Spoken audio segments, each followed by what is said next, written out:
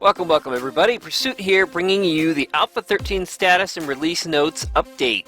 This update was very long and extensive, so hopefully I can break down the important points for you. With less than 50 issues to resolve, they hope to release it by Monday, but we shall see. Zombies have received an extensive overhaul, with new models, high-res textures, new motion capture, dismemberment including decapitation, crippling and knockdown systems, all of which hopes to make your zombie killing immersive and more satisfying. Oh yeah. The introduction of the extreme weather survival system, heat, cold, and wetness all play a factor. High snowy areas will be cold, and low desert areas will be hot. Clothing will have varying levels of insulation, and other modifiers will help maintain the balance. Drinking coffee or standing next to a fire to get warm, or finding shade and some goldenrod tea to cool down, as well as wind speed adding a cooling effect. The block harvesting and upgrade system has been redone also. You'll no longer just beat on everything to receive resources. Using specialized tools will grant higher yields and less common resources. But don't worry, beating on things will still give common resources. When room allows, resources will go directly into your inventory rather than falling to the ground. No longer will you have to wait until a block is destroyed, but you'll gather resources as you hack away at it, with a larger payout when the block is finally destroyed. All of this comes with a rebalancing that makes it look like you're getting a lot more, but is just an adjustment for the new crafting system. With universal block upgrading, most blocks can be upgraded all the way to steel, including broken and battered building remnants. The old system of construction is still there, but now you can turn that wimpy starter base into an impenetrable fortress without having to tear everything down. The sleek new GUI has been extensively updated with the intent to improve immersion while minimizing HUD displays. Only the most critical information will remain displayed, such as health, stamina, tool belt, compass, and information about the currently selected items such as ammo remaining. Discrete pop-ups will alert you to changes in your status, letting you know if you're hot, cold, infected, thirsty, hungry, or otherwise in need of attention, but will only remain if critical. All this information and more is available through the new paging system, available via the inventory and tab key. The old crafting grid has been removed and replaced by item lists, a large construction window, and a crafting queue of up to 4 item types. The other tabs in the paging system are character, maps, players, skills, and a creative menu. All of these are available through the respective shortcuts of B, M, I, N, and U. Some of those you may be familiar with, some of those are new. Character system will display your appearance and clothing, as well as alerts, player stats, and active effects, all of which are meant to help you assess your character's condition. The map system now has a larger zoom radius, allows for multiple waypoints, including shared waypoints from other players, with the ability to select which waypoints are displayed on your compass. Day, time, and weather conditions can also be found here. Player system incorporates a server scoreboard and the ability to invite and track friends. The new skill system is introduced, but is fairly minimal at this point with plans to extend. Skills can be leveled to 100 in 2 ways. First, by repeatedly performing related tasks, and second, by purchasing skill levels as your character levels. There is also one perk available called Quality Joe, with 3 tiers, adding 25, 50, or 100 quality to looted items. More skills and perks are planned for the future. And the creative menu, which lists all items and blocks in the game. The Campfire system now has an extensive list, displaying recipes even if you don't have the ingredients to cook them. Chicken, pork, deer, bear, and rabbit have been combined and simplified as meat. All tools for cooking can be stored in the same campfire, without the need to swap out your pot, grill, or beaker. There's now an on-off switch for the fuel, 4 crafting queues, and 6 output slots. All in all, it appears to have corrected the major downfallings of the previous system, and I'm looking forward to some rigorous testing. The forging system, on the other hand, leaves me a little uncertain. It appears to emulate many of the improvements to the Campfire system, but looks like it needs a little work before it's fully flushed out. It has similar item lists, which require unlocking with skill books and tools similar to the pot, the grill, and the beaker, but here requiring an anvil, calipers, and a die kit. Molds have been done away with, but most items require clay in order to process. Smelted versions of the various resources are stored in the forge, but can't be removed until processing is finished. Like the Campfire, there are 3 fuel slots, 4 queued slots, and 6 output slots. And there appears to be 2 smelting input slots. While this looks interesting and feels like an improvement, I'm a little worried about resources that I can't just grab and go. Guns and items such as the chainsaw and auger can now be partially assembled once the schematics have been unlocked, which I'm hoping leads to less bits and pieces in my inventory. There have been several improvements and additions to the character, such as rigging, hairstyles, clothing, animations, and new items such as the makeshift rocket launcher, AK-47 assault rifle, machete, and a chainsaw and auger that are now craftable, and apparently much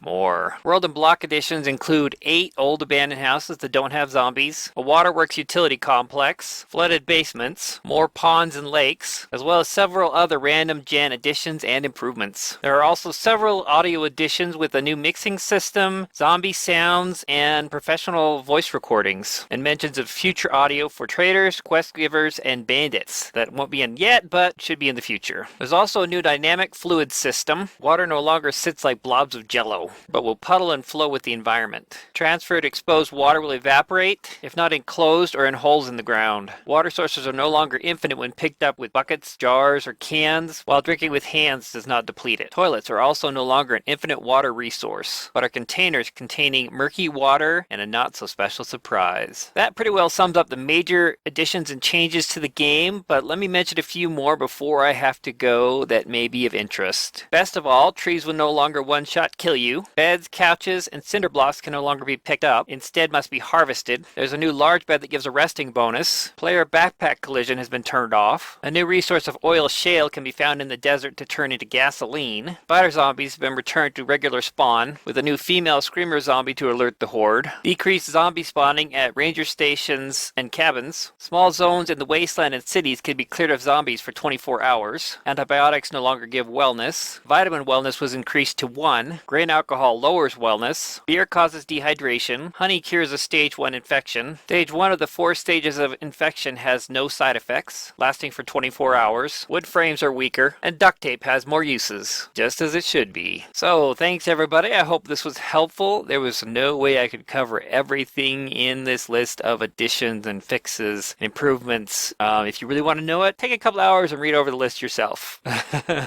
But really, if you have any questions, please post them down below. I'll see if I can respond to your questions with the information I've collected. Subscribe to my channel to get more information about 7 Days to Die. I've got several videos posted on my channel already, both some single player, some survival tips, some multiplayer, a little bit of everything, and several other games I'm playing.